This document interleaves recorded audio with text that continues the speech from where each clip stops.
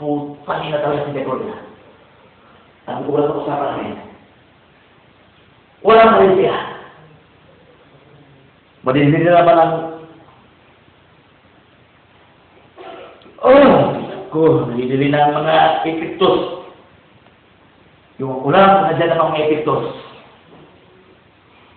Magalitan naman ako sa big boss. Tangin na.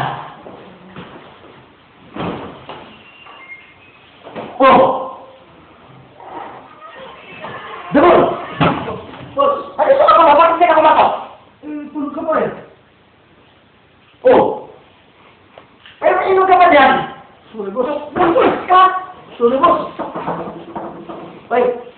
May kasama ka pala. Boss! Boss, pasensya. Ito nga pala si Kabebang. Kudlato ng wedding sa kabilang bayan. Ay! Ikaw meron? Oo. Wala problema. Sakot natin yan. Ikaw, ano na bang negosyo mo rin yan? Yung kabuhan po natin sa kabilang bayan, nila sa kami po nag- Wala problema. Sagot ko yan, ha, boss. Mga kulit. Ayusin mo muna.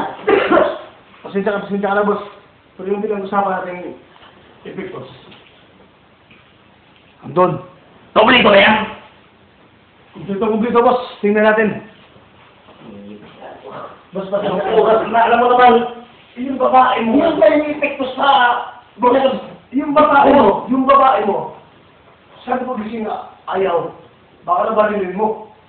Alam mo namang, ikaw naman, parang namang hindi kita kilala eh. Tinutuso mo naman ako.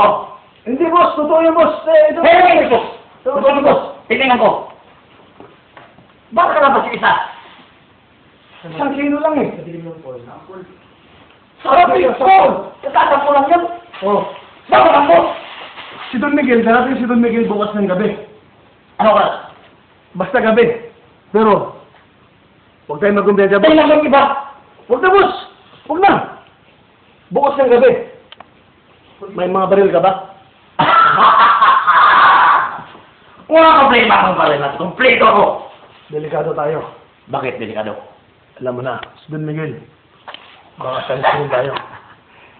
Yayain mo! Sinubigyan. Bukas, Pasok yung mga bata. ang baril. Kompleto ako dyan.